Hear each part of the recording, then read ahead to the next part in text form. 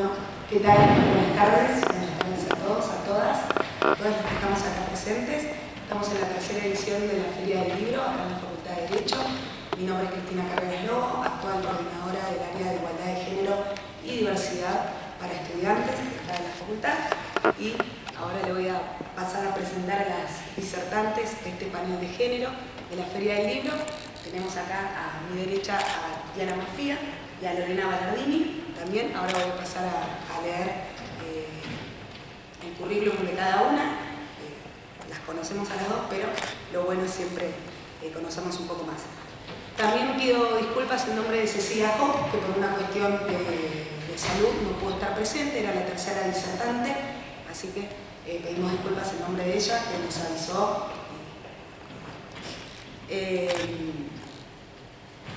Voy a pasar a presentar a Diana Mafía. Sí, ella es doctora en Filosofía de la Universidad de Buenos Aires, investigadora del Instituto Interdisciplinario de Estudios de Género de la Universidad de Buenos Aires, docente de Nociología en la Facultad de Filosofía y Letras de 1998 a 2003. Bueno, y actualmente dirige el Observatorio de Género de la Justicia en el Consejo de la Magistratura de la Ciudad y hoy nos va a presentar Género y Diversidad en el Acceso a la Justicia, la presentación de la colección de género de la editorial Juárez.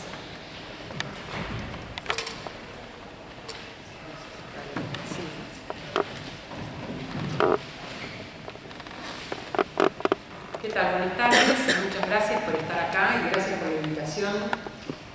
Lo que voy a hacer es contarles un poco el trabajo del Observatorio de Género en la Justicia de la Ciudad de Buenos Aires. El observatorio es un espacio de investigación y de capacitación que tiene el Consejo de la Magistratura de la Ciudad. Comenzamos a trabajar en el 2012 y nuestra primera intervención fue una encuesta muy grande en el Poder Judicial, en todo el Poder Judicial de la ciudad, para ver cuáles eran las actitudes en relación con el género, tanto dentro del trabajo de quienes son efectores y efectoras de justicia, como en relación con las personas justiciables, si había algún tipo de sesgo de género, cuáles eran las condiciones, si las había, de violencia laboral, institucional, las cuestiones de discriminación, y cuáles eran los temas que les parecía a las personas que trabajaban en la justicia que podía ser deseable que incluyéramos en capacitaciones dentro del Poder Judicial. Salieron muchísimos datos. Allí fue una encuesta que respondieron más de 1000 personas y que tuvo una elaboración después no solamente para presentar los resultados, porque es interesante cuando se hace una encuesta de este tipo, quien responde a la encuesta responde por su lugar de trabajo, pero ver después ese panorama general de lo que pasa en las áreas de la justicia pone nuestras cuestiones personales dentro de estructuras que muchas veces tienen sesgos y sesgos fuertes, poderosos. El modo en que se trabajan sesgos de género en la justicia no es el modo en que se trabaja un problema personal en la justicia. Entonces, hacer una investigación de este tipo tiene un efecto para reflexionar sobre el Poder Judicial como una estructura. Dentro del Consejo, dentro del Observatorio de Género, se creó una oficina específica que era de acceso a la justicia, que tenía que ver con orientación sexual e identidad de género diversas. Esa área, esa oficina estuvo a cargo hasta que murió de Loana Berkins. Loana Berkins fue una activista travesti muy importante en nuestro país, porque realmente la investigación que hay acerca de las comunidades travestis en la Ciudad de Buenos Aires y en el país se hicieron a iniciativa de Loana Berkins. Yo misma participé en la primera investigación sobre comunidad trans en la Ciudad de Buenos Aires, y luego se hizo en otras ciudades y luego en otras provincias, y de esta manera se pudo tener un panorama. El último se llama La Revolución de las Mariposas. El libro lo sacó el Ministerio Público de la Defensa de la Ciudad de Buenos Aires, una investigación en la que Loana participó en la primera investigación, incluso relevando los datos y luego procesando los datos. La idea de llegar a comunidades trans, a comunidades travestis y trans, produciendo conocimiento con la propia comunidad, es un gesto político, es un gesto que le da valor a su palabra y a su percepción del mundo, y que hace nuevamente que, así como un juez o una jueza que llenan un formulario con sus percepciones, luego ven una estructura, también las personas travestis y trans, que llenan datos que tienen que ver con su situación escolar, con su situación familiar, con lo laboral, con el hecho de que en la primera investigación, por ejemplo, que hicimos, el 96% de las travestis estaban en prostitución, y ese es un dato que no es soslayable.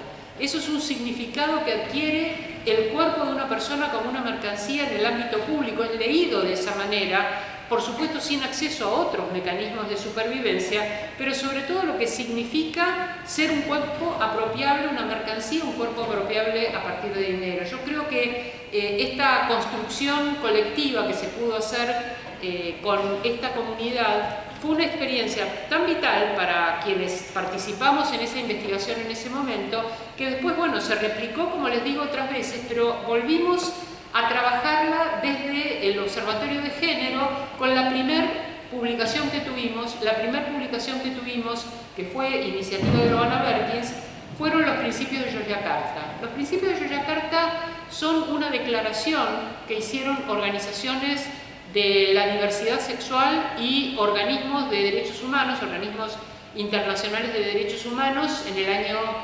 2006, que eran una relectura de los derechos económicos, sociales y culturales desde las vivencias y las corporalidades de la orientación sexual y la diversidad de género, de las orientaciones sexuales diversas y las diversidades de género. Ese reclamo era cómo se viven los derechos en otras orientaciones sexuales y otras corporalidades que las hegemónicas, que tiene dos aspectos esa declaración. Por un lado, la reescritura de los principios a partir de estas diversidades, y por otro lado, cuáles son las obligaciones estatales a partir de estos derechos. ¿Qué debe hacer el Estado para garantizar ese ejercicio de derechos reescrito desde estas corporalidades?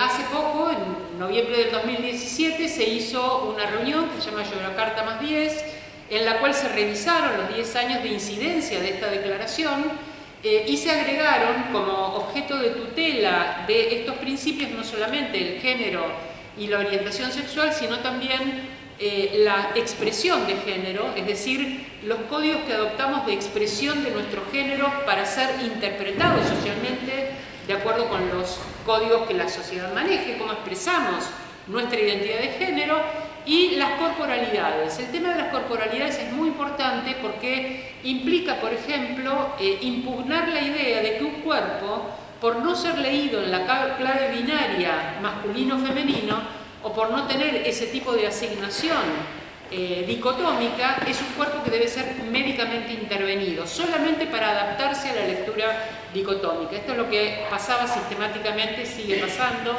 con las personas intersex.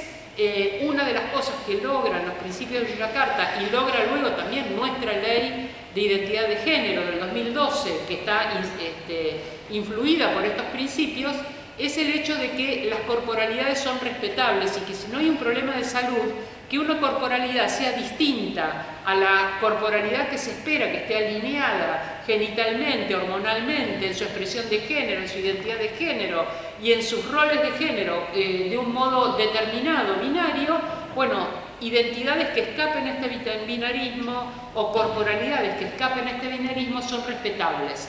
Nuestra ley de identidad de género admite que la persona pueda hacer las intervenciones médicas, hormonales o quirúrgicas que requiera para expresar su identidad, pero no obliga a hacer un cambio de genitalidad por hacer un cambio de identidad, que es lo que pasaba con la justicia antes del 2012.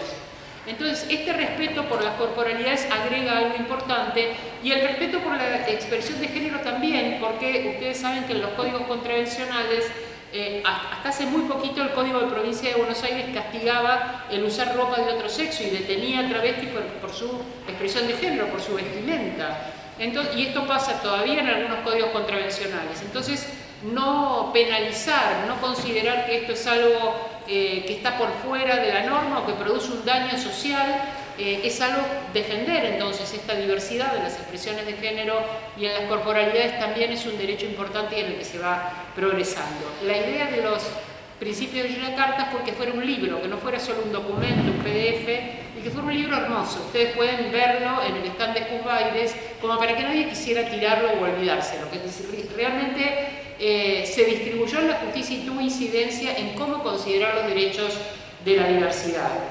El segundo libro que publicamos 6 hasta ahora, el segundo libro que publicamos fue en el año 2015 y fue resultado de una intervención en el 2013 que tenía que ver con los 200 años de la Asamblea del año 13. Ustedes recordarán que a partir de la declaración del 25 de mayo de 1810 se hizo una Asamblea Constituyente que no logró en realidad su objetivo. Esta Asamblea Constituyente estaba en cierto modo inspirada por la Constitución de Cádiz en España, que era una constitución liberal y que instalaba derechos humanos. Esa influencia fue una influencia muy importante para que esta convención, la Asamblea del año 13, lo que conocemos como Asamblea del año 13, se propusiera eliminar muchas violaciones de derechos. Nuestra idea fue discutir 2 de estas violaciones de derechos y su continuidad en el caso de la diferencia de género, la esclavitud y la tortura. ¿Cómo pensar la tortura en el caso de las mujeres y las personas trans? ¿Cómo pensar la esclavitud en el caso de las mujeres y las personas trans 200 años después? Y aquí es una compilación, hay una serie de artículos que tienen que ver con los modos de esclavitud contemporáneas, que tiene que ver también con la violencia, por supuesto, que tiene que ver con los modos de tortura contemporánea que sufren específicamente las personas por tener identidades subalternas, por ser mujeres o por ser personas feminizadas o tener identidades u orientaciones sexuales disidentes. El tercer libro que sacamos se llama El género en la justicia porteña, percepciones sobre la desigualdad. El libro El género en la justicia porteña es el resultado de haber procesado esa encuesta tan grande que hicimos al comienzo de nuestra intervención dentro de la justicia, de la creación del observatorio. Era una encuesta muy larga y muy difícil para procesar y además lo que hicimos fue tomar cada uno de los temas y comentarlos con algunas personas que académicamente podían hacer un aporte acerca de cada uno de los capítulos que implicaba esta encuesta. Quiero resaltar un par de cosas. Ustedes pueden verlo en el libro y hay muchos datos allí acerca de cómo se ven a sí mismos los operadores y operadoras de justicia y cómo ven el acceso o no a la justicia de personas, de mujeres y de personas con identidades sexuales o orientaciones sexuales diversas. Quiero señalar esto. Uno de los capítulos que incluimos dentro de esta encuesta tenía que ver con el uso del tiempo. Las encuestas de uso del tiempo son uno de los indicadores de desigualdad más sensibles. Si ustedes se meten en Google y buscan encuestas de uso del tiempo, van a ver que una de las cuestiones que tiene que ver con mayores dificultades en la desigualdad laboral y profesional es el hecho de que las mujeres usamos el tiempo de manera diferente que los varones porque incluimos como obligaciones personales tareas de cuidado. Tareas de crianza y tareas de cuidado. Estas tareas de cuidado, que son trabajos, no es el trabajo de parto, viene mucho después del trabajo de parto, ¿no? Estamos biológicamente capacitadas para gestar, para parir, para amamantar, pero no hay ningún músculo especial que diga que podemos pisar puré, dar una mamadera o hacer milanesas. Pero sin embargo, esta atribución a las mujeres del ámbito de cuidado, de tareas domésticas, no solo de cuidado de los hijos, sino cuidados de personas enfermas, de personas mayores, el hecho de que se ha feminizado este rol, y es un rol que está puesto en lo doméstico, tiene muchos problemas. Uno de los problemas es la feminización, por supuesto, porque ninguna mujer se va a ver liberada de ese tiempo extra en las tareas de cuidado. Y cuando uno analiza el uso del tiempo y analiza ítems en el uso del tiempo, puede ver, comparando el uso del tiempo de varones y de mujeres, en qué usan los varones ese tiempo que se ahorran de cuidado y a qué tiempos renuncian las mujeres para dedicarlo al cuidado. Es interesante comparar las respuestas de las mujeres acerca de sus responsabilidades de cuidado diciendo que las compartían con los varones y que eran igualitarias y que no tenían ningún tipo de discriminación, que la justicia es una carrera meritocrática, es decir, esa percepción que tenemos las personas que estamos en la academia en general o que estamos en la ciencia o que estamos en la justicia, de que aquí lo que se hace es concursar cargos y quienes estamos capacitados vamos escalando posiciones y que estos son recursos transparentes porque son meritocráticos. Cuando empezamos a mirar un poquito y a combinar estas cosas, empezamos a ver lo siguiente. La justicia de la Ciudad de Buenos Aires, y esto era lo más interesante de pensar esta indagación, es una justicia bastante igualitaria. Es una justicia joven, muy garantista en derechos humanos y bastante igualitaria. Si uno ve el mapa de género en la justicia que tiene la Corte Suprema de Justicia, la Oficina de Mujer, y ve lo que pasa en distintas provincias, la Ciudad de Buenos Aires parece un lugar paradisíaco. Ahora vamos a raspar un poquito en esa condición igualitaria para ver que en el mismo nivel las mujeres tienen algún grado más que los varones. Las mujeres que ocupan ese lugar, si son juezas de primera instancia, si los varones son abogados, las mujeres son magíster. Si los varones son magíster, las mujeres son doctoras. Si los varones tienen doctorado, las mujeres tienen postdoctorado. Es decir, las mujeres tienen una condición de mérito, si ustedes quieren medirlo en términos objetivos, mayor. Es decir, se les ha exigido más para estar en ese lugar. Otra cuestión que podemos ver, viendo la cuestión de uso del tiempo, es que las mujeres tienen mucho menos tiempo para hacer estas capacitaciones de posgrado, porque en el uso del tiempo se ve que las horas que usan los varones y las que usamos las mujeres son muy dispares. También se ve que los varones usan parte del tiempo en intercambios after office, ¿no? En intercambios sociales, en trabajar en las asociaciones de abogados, en trabajar en los sindicatos. Las mujeres no, salen corriendo para cumplir su tarea de cuidado. Quiere decir que cuando se trata de tener contactos, establecer relaciones, tener datos no oficiales sobre determinado tipo de cosas, están fuera de las redes. Y también un dato interesante es que los varones aproximadamente a los 50 o 55 años logran su altura crucero, logran el nivel al que aspiraban llegar y ya no concursan más. Es decir, ya esperan en ese nivel al que hayan llegado el resto de su carrera laboral. Las mujeres siguen compitiendo hasta más de 60 años. Quiere decir que si bien hay en las carreras de las mujeres, y esto es una cosa muy estudiada en temas de género, que las carreras de los varones son lineales y las de las mujeres tienen picos y caídas de acuerdo con las maternidades en general. Es decir, que pueden llegar las mujeres a los 50-55 años sin haber alcanzado, porque han abandonado durante algunos años o han tenido retrasos en su carrera, no haber alcanzado aquel lugar al que aspiraban, al que sienten que merecen, y siguen concursando mucho más. O sea que sus carreras finalmente llegan a esas condiciones igualitarias con enormes esfuerzos personales. Es interesante ver esta radiografía, porque lo que uno ve en la foto es casi tantas mujeres como varones, pero el modo en que han llegado a esa igualdad es una construcción diferente. Todas estas cosas están comentadas y discutidas dentro del libro. En el 2017 hicimos unas jornadas acá en la Facultad de Derecho con varios organismos vinculados con la justicia y con esos datos armamos una especie de mapa, se llama Hacia Políticas Judiciales de Género, un mapa dentro del Poder Judicial del país. ¿Qué áreas de género hay en el Poder Judicial? Casi todas novedosas, muchas de ellas con intervenciones parecidas, a veces en contacto, a veces no. Esa reunión fue importante también para generar vínculos.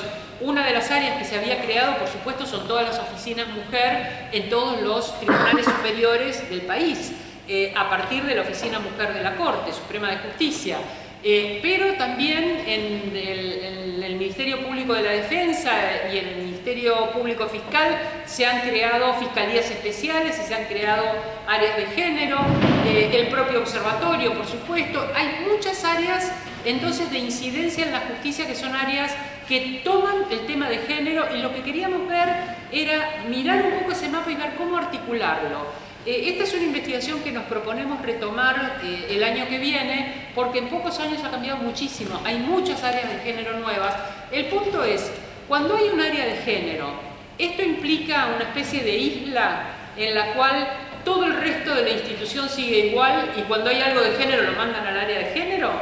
¿O es algo que puede tener incidencia sobre el resto de la institución para capacitar y para interactuar y para hacer esa institución una institución más amigable con una idea de equidad en el acceso a la justicia en general y sobre todo en temas de diversidad. Bueno, estas son las cosas a las cuales se refiere este libro.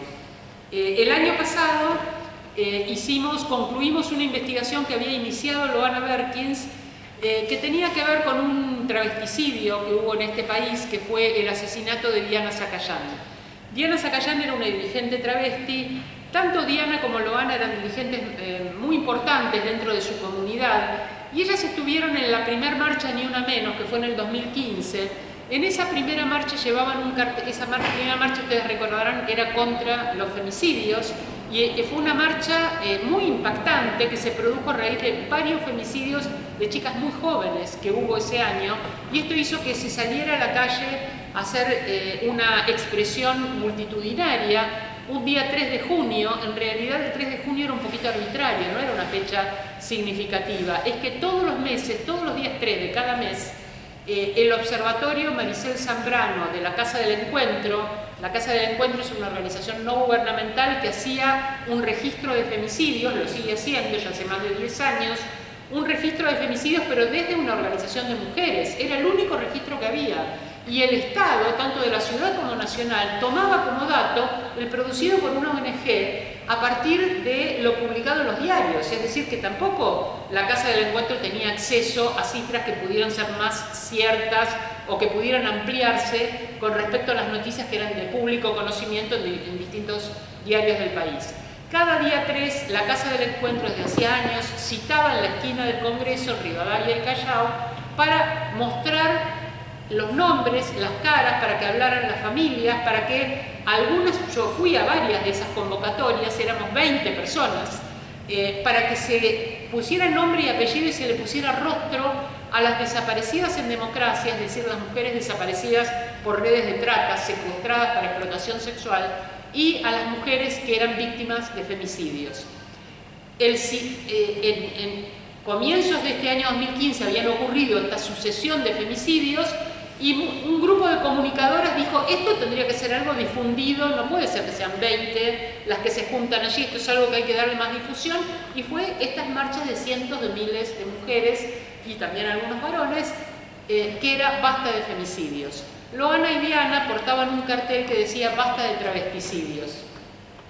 Y Loana insistía en que había que pensar la identidad de las travestis como una identidad distinta a la de las mujeres, y por lo tanto pensar que lo que llamamos en el feminismo el sistema de violencia femicida, es decir, no el hecho individual de que un hombre mató a una mujer, no esa mano que finalmente termina produciendo esa muerte, sino todo ese sistema de vulneración de derechos que hace que esa mujer sea una víctima propicia del femicidio, que hace que sea un sujeto vulnerable a la violencia y que soporta muchas veces por décadas la violencia, que hace que la justicia no sea muchas veces receptiva a la peligrosidad de los datos que esa mujer lleva como queja muchas veces cuando hay alguna presentación judicial, o que las fuerzas de seguridad no estén atentas y no controlen el entorno de seguridad que requiere una víctima de violencia. Toda esa estructura es la que se llama sistema de violencia femicida, y el sistema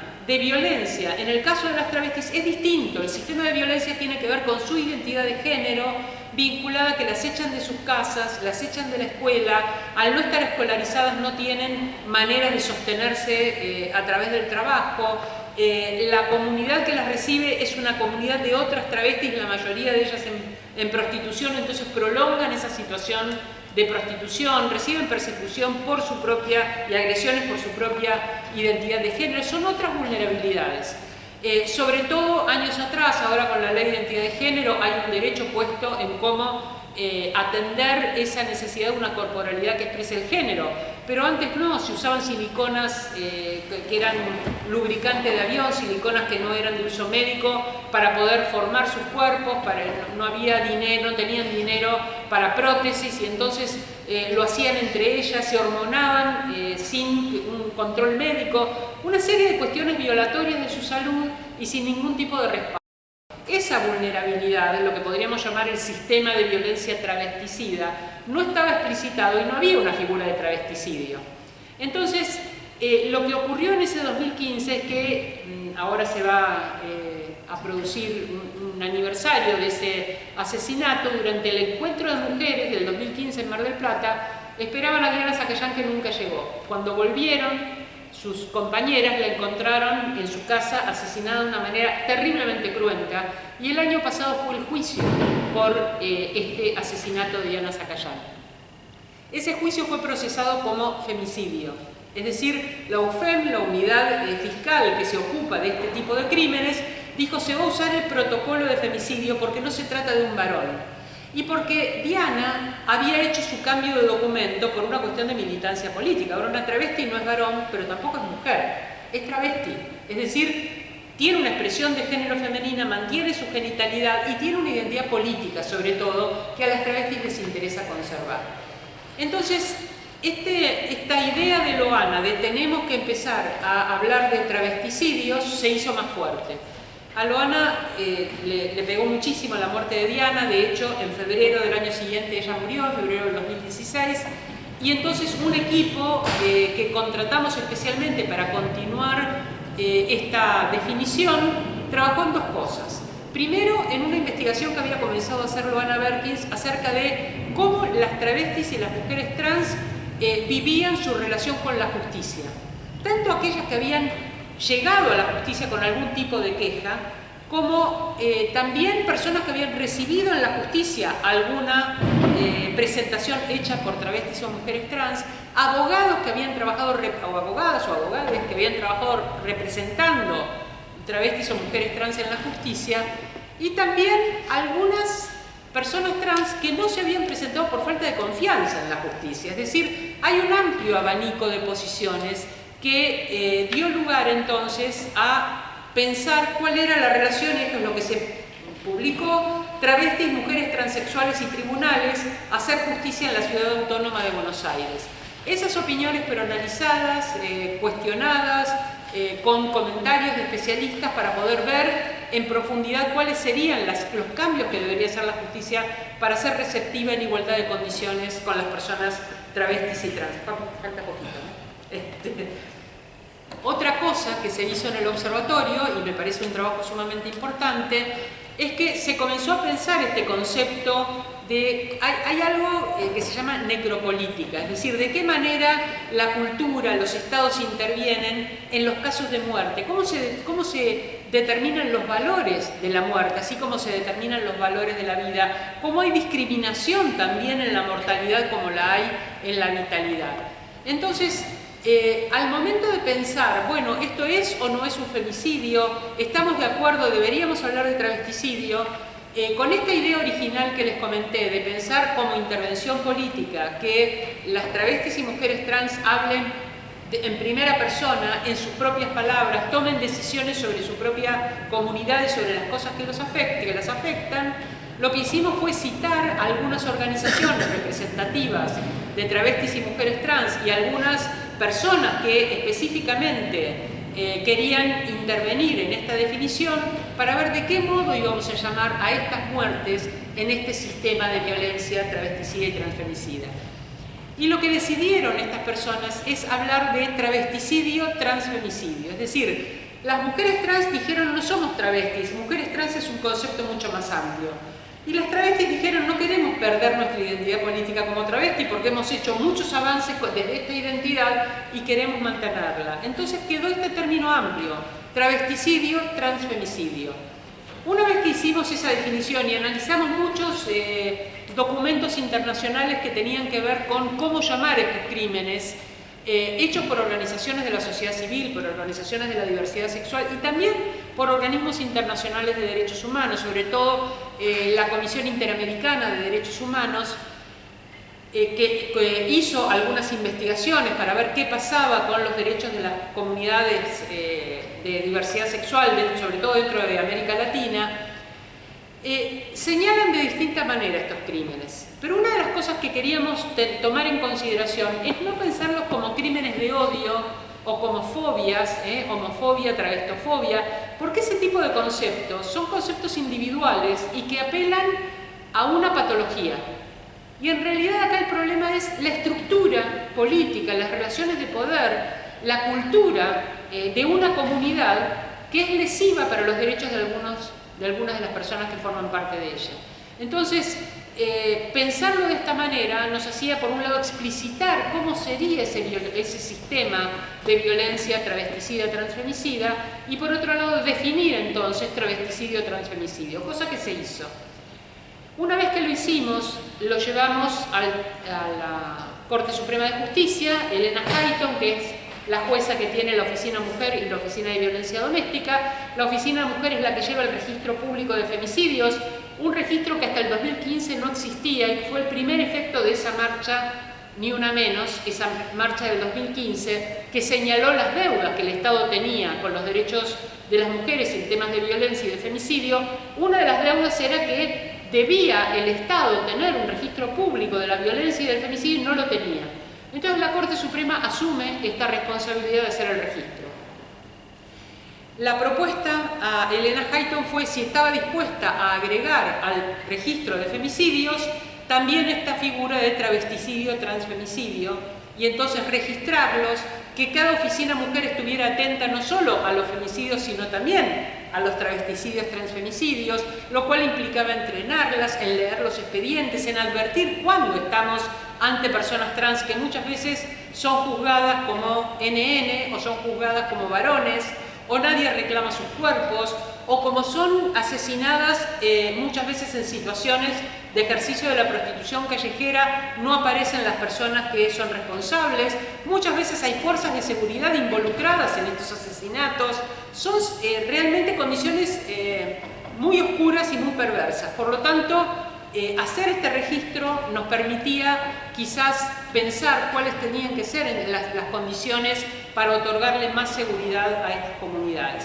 Elena Hayton lo aceptó de inmediato y desde el 2016, si ustedes entran al registro de femicidios, van a encontrar que no solo están los femicidios, sino también los travesticidios, transfemicidios, registrados dentro de la Corte Suprema de Justicia. Es el único país en el mundo cuyo registro oficial registra los travesticidios, transfemicidios, que hasta el momento solo habían sido registrados por organizaciones de la sociedad civil de derechos de la diversidad sexual. A mí me parece un gesto realmente de un progresismo en relación con estos derechos muy destacable. Y finalmente, este año, nuestro último libro se llama Miradas feministas sobre los derechos. Este libro, Miradas feministas, desbloqueamos un nivel, ya no hablamos de género, vamos a hablar de feminismo, y a mí me parece importante incluir la palabra feminismo porque implica incluir un compromiso político activo con la igualdad en todos los temas del derecho. La idea de hacer este libro era mostrar que la mirada feminista sobre el derecho no se limita a pensar en las mujeres como víctimas de la violencia. Hay una mirada feminista sobre todas las áreas de derecho, sobre el derecho constitucional, el derecho penal, el derecho civil y muchísimos problemas que tienen que ver con la justicia. Y esta compilación entonces quiere dar, yo no sé qué pusieron acá, ¿cuál pusieron? Este es uno de los libros. Mirada feminista sobre los derechos, quien lo quiera ojear entonces, este es el último libro que editamos. El trabajo que en general hace el observatorio intenta entonces, como venimos haciéndolo, publicar un libro por año que tiene que ver con las investigaciones que estamos llevando adelante. Tenemos ya en galeras otra compilación para completar estas miradas que no pudieron ser completadas porque realmente hay mucho material que queremos proponer para esa lectura diferente del derecho, lectura que, huelga decirlo, es una lectura que interviene en las relaciones de poder, por lo tanto es una lectura política y que es una lectura que puede llevar adelante cualquier persona que crea que las relaciones de poder entre los géneros son injustas, por lo tanto no tiene que ver con la condición de ser varones o ser mujeres, sino que tiene que ver con esa voluntad de producir igualdad allí donde hay diferencias. Esta es nuestra vocación dentro del observatorio y esto es lo que hemos hecho hasta ahora y ustedes en el local de Juzbailes que tienen acá afuera pueden ver esto, que ahora Juzbailes decidió que fuera una colección de género y por eso lo estamos presentando como colección ante ustedes. Muchas gracias.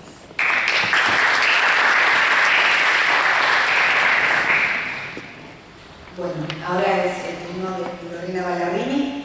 voy a pasar a contarles también quién es. Es licenciada en Sociología de la UBA, un doctorado en Ciencias Sociales también de esta universidad y tiene una maestría en Investigación también de Ciencias Sociales de esta universidad. Sus últimas 3 obras de su autoría, aguárdenme porque están en inglés. Bueno.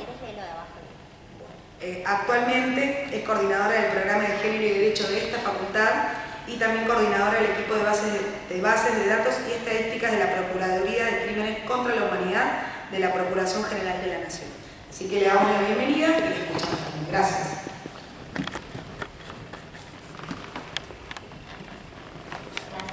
¿Querés el pie? No, bueno, muchas gracias. Sobre todo un agradecimiento a la editorial Libros que convocó al equipo de investigación al que pertenezco para que presentemos en esta mesa la colección de Derechos Sociales y Políticas Públicas, que desde el año 2011 coordina la doctora Laura Pautazzi, que es la directora también de este equipo de investigación. Bueno, yo quería contarles un poco, este es un equipo de investigación interdisciplinaria, es un equipo de investigación interdisciplinaria que reside en esta facultad. Nuestro lugar de trabajo, nuestro lugar de investigación es el Instituto Gioja de esta facultad y es un equipo que está compuesto por supuesto, abogados y abogadas de esta casa, pero también estamos quienes venimos de las facultades de Ciencias Sociales, hay integrantes que también pertenecen a la Facultad de Filosofía y Letras, del área de Educación, tenemos economistas, tenemos licenciados en Relaciones de Trabajo, es decir, es un equipo que está pensado justamente para generar nuevas miradas, si se quiere, sobre esta idea de la incidencia o la relación entre los derechos sociales y las políticas públicas. Entonces, esta mirada interdisciplinaria que de alguna manera podemos decir que se encuentra ya en un plano consolidado desde el punto de vista de lo que es la investigación en la Universidad de Buenos Aires, porque bueno, desde esta misma época, desde el año 2011 en adelante, que integramos parte de los equipos de investigación que tienen financiamiento de ciencia y técnica para poder desarrollar nuestras investigaciones.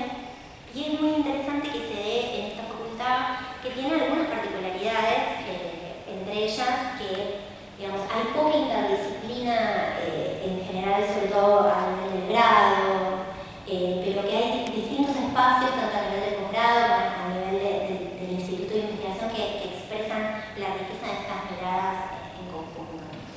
Entonces, bueno, les voy a hablar un poco de, si se quiere, de aquellas publicaciones de esta colección que tienen más fuertemente una impronta desde una mirada, desde un enfoque de género, porque el nuestro es un equipo de investigación que trabaja las políticas públicas sociales desde diferentes enfoques. Uno de ellos es el enfoque de derechos humanos, que de todas maneras, digo, y en esto yo soy discípula de la Pautazzi, es imposible pensar en un enfoque de derechos humanos que no esté atravesado por una mirada de género. Y en todo caso, bueno, algunos de los hallazgos de estas investigaciones o propuestas de estas investigaciones tienen que ver con superar la ceguera de género que en general tienen los estudios en relación con los derechos humanos. Pero bueno, entonces este es un equipo que básicamente trabaja en el estudio y en el análisis de las políticas sociales desde estos enfoques. Y recientemente, desde el año pasado, desde abril del año pasado, Laura Pautazzi y yo nos hicimos cargo del programa institucional de Género y Derecho que creó Mónica Pinto, también en el 2011, Mónica Pinto, la anterior decana, y es un programa que funciona en el marco de la Secretaría de Investigación y que tiene como objetivo primordial, bueno, dar un paso más allá en la transversalización del enfoque de género en la facultad, partiendo de algunos antecedentes que tuvo el programa desde sus inicios, que fue visibilizar el tema, sensibilizar sobre el tema a la comunidad académica y a la comunidad toda, digamos, también a la comunidad docente de la facultad. Pero desde el año pasado, que con Laura asumimos esta segunda fase del programa, un poco la intención también fue, bueno, empezar a discutir seriamente cuestiones vinculadas con la enseñanza del derecho desde un enfoque de género desde el grado, de las distintas carreras, incorporar las visiones de las otras carreras, como la carrera de traductor público o calígrafo público que hay en esta facultad, y empezar a incorporar también las miradas del personal que trabaja en esta institución, que hace que todo funcione, básicamente, pero que están bastante invisibilizados, que son las personas que actúan como no docentes, entonces está definido por la negativa. Pero bueno, así que, digamos, junto con Laura asumimos, además del trabajo de este equipo, bueno, esta otra pata dentro de lo que es transversalizar este enfoque en esta facultad. Les voy a contar entonces algunas cosas muy puntuales sobre esta colección, que voy a también, como dijo Diana, a invitarlos a que pasen por el stand de libros que está acá en diagonal. El primer libro que nosotros sacamos como equipo es una combinación del proyecto, del primer proyecto así, que se llama Más Derechos, Menos Marginaciones. Acá, digamos, nosotros comenzábamos a entrar en el trabajo de la línea de marginaciones sociales que tiene la Universidad de Buenos Aires. ¿Sí? Es una línea específica de investigación que tiene una línea de financiamiento específico dentro de la universidad. Y la forma en la que se abordó, o en la que se empezó a pensar la temática de los derechos sociales y políticas públicas desde una perspectiva de género fue, por ejemplo, a partir del concepto de transformaciones familiares. ¿Sí? Nuestros libros todos tienen, bueno, un sello y una característica de este tipo es que hay una fuerte presencia de evidencia empírica en nuestros escritos, justamente porque somos un equipo interdisciplinario, no nos dedicamos únicamente a analizar fallos o normas, sino lo que hacemos es sustentar muchas veces la elección de ciertos fallos o normas de análisis a partir de evidencia empírica que muestre la relevancia o determinadas problemáticas en relación con estas cuestiones. Este concepto de transformaciones familiares se plantea en este libro básicamente como un punto de partida para el análisis de una problemática que mencionó como una, digamos, que es una de las problemáticas vinculadas al género más relevantes desde el punto de vista de lo que nosotros hemos abordado. Hemos hecho mucho foco en esta cuestión que es la problemática del cuidado. Y esta idea de este concepto de transformación familiar lo que hacía era como mostrar justamente la fisura de este modelo familiar de los años 70, del varón proveedor y, digamos, receptor de los efectos de la seguridad social, versus una mujer cuidadora del hogar. Como esto entra en jaque, sobre todo en los años 90 en América Latina. Entonces usamos mucho, sobre todo también, porque Laura Boccasi trabaja y es consultora permanente de la CEPAL, usamos mucha información y datos empíricos de la situación económica de América Latina y del Caribe. Y lo que veíamos es que en los años 90 lo que se produce es una suerte de quiebre de estas relaciones familiares, vinculada sobre todo a cada vez el acceso más continuado de la mujer al mercado de trabajo formal. Pero que mientras esto sucedía, a la vez, no voy a hablar de neoliberalismo y esas cuestiones, pero se debilitaban las instituciones sociales que proveían bienestar, que sobre todo proveían recursos para poder conciliar la vida familiar con la vida laboral. Entonces, este mayor acceso de las mujeres al mercado de trabajo se daba en consonancia con esta retracción de las instituciones estatales en relación con estas cuestiones, lo que tenía, o tiene, y sigue teniendo, sabemos, efectos muy claves en las posibilidades de esas mujeres, como lo dijo Diana hace un rato, de insertarse en el mercado de trabajo y además de insertarse, de permanecer, de ascender, de poder progresar en términos de carrera o de jerarquía dentro de ese trabajo. Y lo otro que también fue un disparador de esta investigación es que aquellas mujeres que únicamente realizaban trabajo de cuidado no remunerado al interior del hogar, ni siquiera eran consideradas como parte de la tasa de actividad de los sistemas estadísticos. Es decir, para los sistemas estadísticos de nuestros países, una mujer que se dedicaba el 100% de su tiempo en el hogar al trabajo de cuidado del hogar y de las personas en ese hogar, no aparecía como una persona activa generando riqueza y valor en su propio país. Esto era, bueno, esto es uno de los sesgos en clave de género que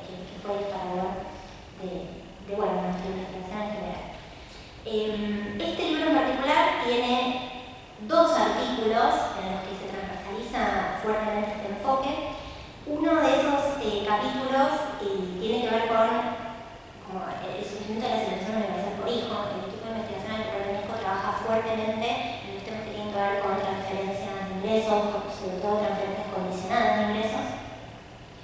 Y digamos, los primeros análisis sobre asignación universal por hijo desde una perspectiva de derechos y de género fueron, no sé si las primeras, pero en este cúmulo de análisis que comenzaban a darse, nuestro equipo participó fuertemente en los debates y en las discusiones también con otros equipos. Y el otro artículo tiene que ver con empezar a mapear algunas estrategias en clave alimentaria y económica y de provisión de cuidados en los territorios por parte de mujeres que en este momento eran receptoras o de la asignación universal por hijo o de otros programas previos que seguramente les sonarán, como el plan familias, el plan jefes y jefas de hogar, más propios de la etapa menemista y dualista. Y entonces, bueno, algunas conclusiones rápidamente que empezamos a ver. Bueno, primero, comprobar, digamos, a partir de la evidencia empírica, como les decía, la ausencia total de perspectiva de género, algo que ya se había discutido en el texto clásico de Daniela Cabildo, que es en relación con la falta de perspectiva de género en los programas de desarrollo, el sesgo identitario, esta idea de asociar receptora con madre, con mujer y madre, y sobre todo lo que veíamos como lo que en relación con las esferas de provisión de bienestar podía llegar a ser un círculo virtuoso entre el Estado y la sociedad civil, se veía como sumamente problemático porque las mujeres que eran receptores de estos programas se constituyen además como bueno, estos programas se constituyen como la única alternativa de la mujer para el acceso a un ingreso porque no estaban acompañados por ningún tipo de posibilidad de inserción en la vida política o en la vida laboral formal y profundizaba esta brecha y profundizaba esta relación muy fuerte entre la mujer y las tareas de cuidado del hogar. Desde una perspectiva estructural era esta cuestión que les decía de la ceguera de género, de los programas de desarrollo en general, pero también del andamiaje de derechos que tienen estos programas. Y en este libro también se analizan algunas cuestiones vinculadas a la seguridad social, como, bueno, y a las políticas de conciliación trabajo-familia, como las licencias parentales para padres y madres, y algunos sesgos importantes en relación con cómo se consideran esos periodos de licencia como no computables para la antigüedad, ¿no? Como parece que a la mujer se le suspende la vida en esos meses que decide maternar. Y eso también dificulta la posibilidad para el acceso a cargos y hacer sociedades. Esto en relación con el primer libro. El único libro hasta el momento que tenemos que es 100% pensado desde un enfoque de género es una compilación que hicimos en conjunto con el equipo latinoamericano de justicia y género, ELA, que se llama Las Secretarias del Cuidado, Agenda, Derechos e Infraestructura, que fue pensado desde esta idea muy fuerte del trabajo de ELA y también del equipo de cómo la cuestión de las problemáticas del cuidado constituyen el obstáculo, si se quiere, más invisible pero más ostensible de la idea de igualdad de oportunidades para las mujeres. Me voy a extender mucho sobre eso porque Diana lo mencionó en relación con la colección que ella presentó, pero digamos, este libro lo inspira justamente la idea de sacar el cuidado de este lugar de invisibilización y colocarlo como una problemática de gran relevancia social. Porque básicamente el ejercicio del cuidado y todo lo que eso implica para la vida de las mujeres está restringiendo el acceso a mayores y mejores oportunidades laborales, a todo lo que debemos hacer. Esta compilación es interesante porque en esta idea de querer hacer visible ese problema, mostrar sus manifestaciones, sus ramificaciones, se hizo un análisis muy riguroso de cuál era la información disponible. Justamente esto que se hablaba, que mencionaba Diana, de las encuestas de uso del tiempo, la baja cantidad, la poca cantidad de encuestas de uso del tiempo que existen en la región, la dificultad para acreditarlas en los casos de los países donde ya existen, y entonces qué áreas de vacancia existían en la producción de información también en esta cuestión. En cuanto a los hallazgos, digamos, este libro lo que hace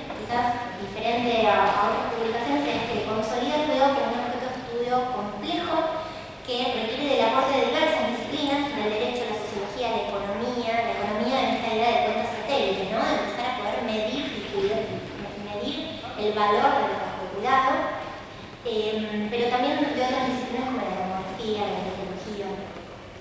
Y recupera la idea del cuidado como derecho.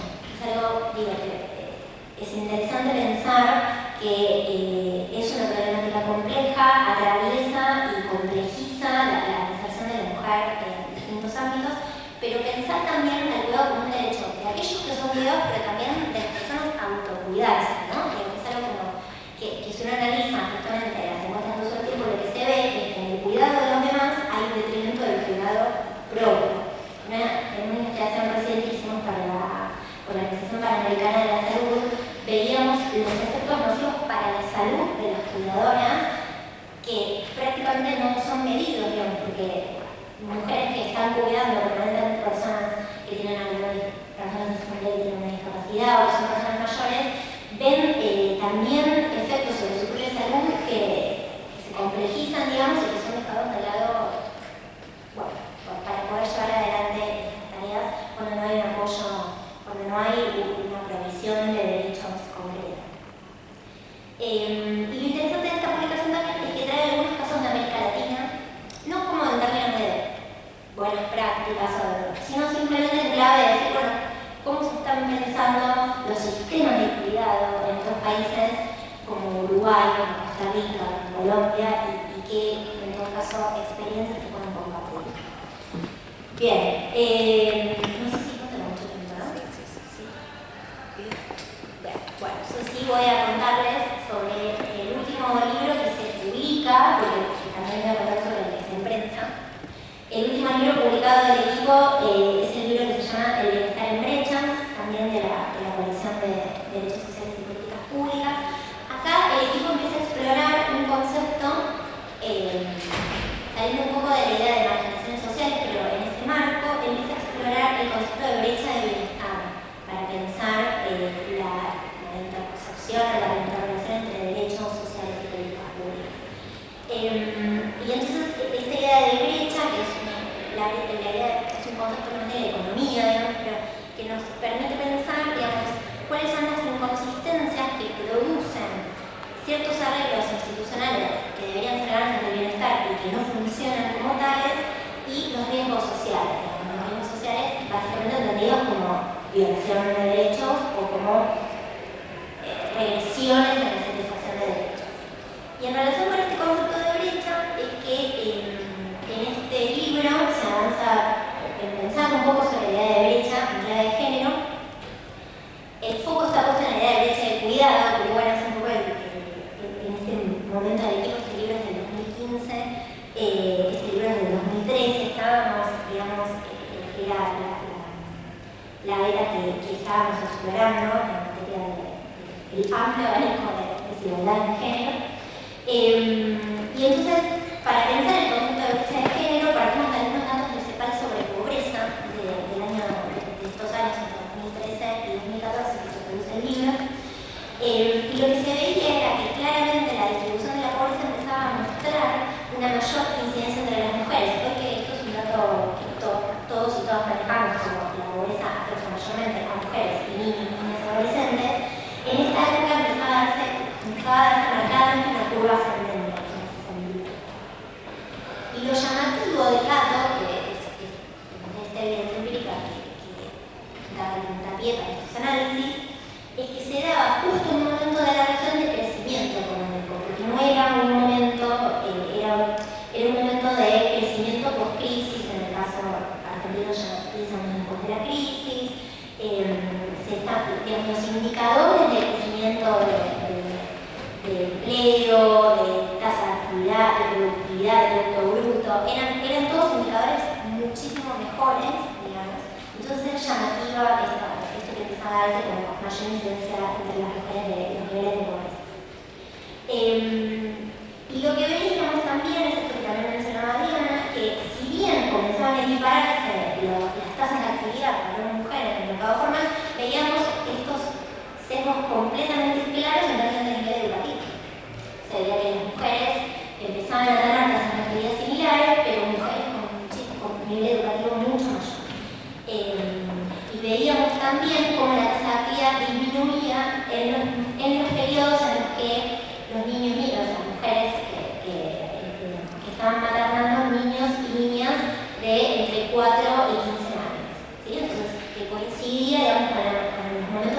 mayor demanda de cuidado de los niños en el hogar. Todos estos son datos de CEPAL de 2013 y 2014 que están disponibles. Bueno, y en este libro, digamos, se habla del concepto de brecha de género más en forma teórica, pero también hay dos capítulos que son, digamos, que producen evidencia empírica sobre también esta idea de las cuidadoras comunitarias y, digamos, las organizaciones de mujeres en el territorio que realizan tareas de cuidado para proveer servicios que el Estado no provee, como desde comedores hasta guarderías. Y también empezar a explorar lo que en este momento es el cambio del régimen laboral del trabajo doméstico y lo que tiene que ver con lo que se llamó la ley de empleados y empleadas de casas particulares, y hay un artículo sobre esta cuestión. Bueno, y finalmente está en Galegas, también en una colección, un libro que es producto de una investigación de los proyectos de desarrollo tecnológico y social que tiene el Centro Interuniversitario, el Consejo Interuniversitario Nacional. Es un proyecto que el equipo de investigación, nuestro equipo de investigación realizó con otros dos equipos de la Universidad de San Martín y de la Universidad General Sarmiento. El proyecto se llama Políticas Públicas en Contexto de Marginaciones Sociales, una aproximación al análisis de las capacidades estatales y la equidad de género en la región metropolitana. Y la publicación se llama La Agenda Emergente de las Políticas Sociales, Movilidad Urbana, Cuidado y Violencia de Género.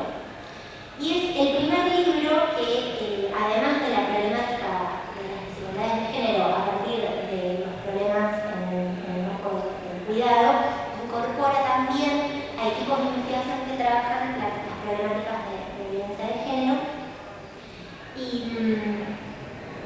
quizás, si se quiere, algo interesante también de esta compilación es que uno de los equipos de la Universidad de San Martín es un equipo que trabaja temáticas de movilidad y entonces incorpora a la dimensión del cuidado no solo lo que sucede al interior del hogar, sino al tránsito entre los distintos aspectos que también son parte del cuidado, desde el recorrido que se realiza hasta llegar a la escuela, a la clínica, al hospital, el espacio de recreación o cualquier espacio fuera del hogar al que los miembros se dirigen y que en general son acompañados también por mujeres.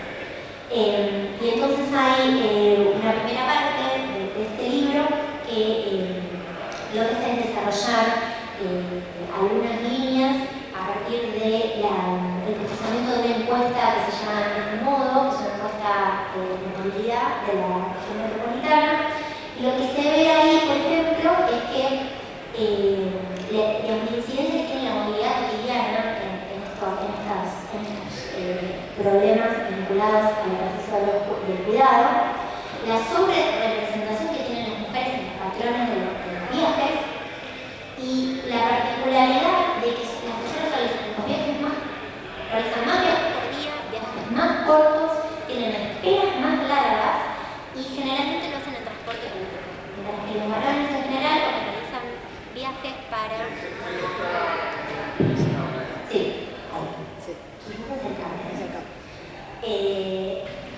Y ahí se veían estas diferencias donde, por ejemplo, los varones cuando realizan este tipo de viajes lo realizan en auto. Y las mujeres utilizan muchísimo más el transporte público. Este libro también tiene algunos análisis más en clave también de cooperativismo y la participación de las mujeres en cooperativas a partir del caso del programa que ellas hacen. Y tiene toda una tercera parte con 3 capítulos específicos en relación con la temática de respuestas estatales a la violencia de género, analizando la cuestión de la violencia de género. Analizando la cuestión de la violencia de género en el programa Ellas Hacen y cómo este es un programa que trató de fortalecer, digamos, a mujeres atravesadas por esta problemática, pero que no incorporó ningún tipo de mirada sobre la provisión de servicios de cuidado y entonces generó algunas cuestiones complejas en la articulación entre la participación en el programa y la provisión de servicios de cuidado a estas mujeres. Después hay un análisis de Natalia Girardi y de Lucía Martelotti de Vela sobre la implementación de la Ley de Protección Integral para prevenir, erradicar y sancionar la violencia contra las mujeres, y un trabajo de Graciela de Marco de la Universidad de San Martín sobre lo que tiene que ver con dispositivos de albergue a mujeres que se encuentran en situación de violencia en la ciudad de Buenos Aires y algunas acciones del mecanismo para el adelanto de la mujer en la ciudad. Este es un libro que está actualmente en galeras, que esperamos que esté publicado para principios del año que viene, pero estos libros y los 7 libros de la colección están, como les decía, en el stand de libros y los pueden revisar acá. Quiero hacer el chiste de pero no, acá les hago bueno, muchas gracias.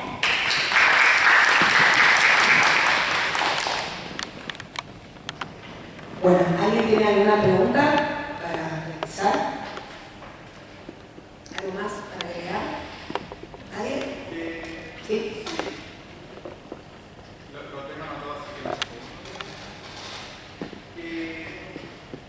no sé si escuché bien o mal, pero la última profesora habló de que había periodos de licencia que no eran computados para la antigüedad. Eso puede ser así. Que hay en el trabajo de los periodos de licencia en algunos lugares no se computan para la antigüedad. Sí, de licencia por maternidad. ¿Perdón? Ahí está.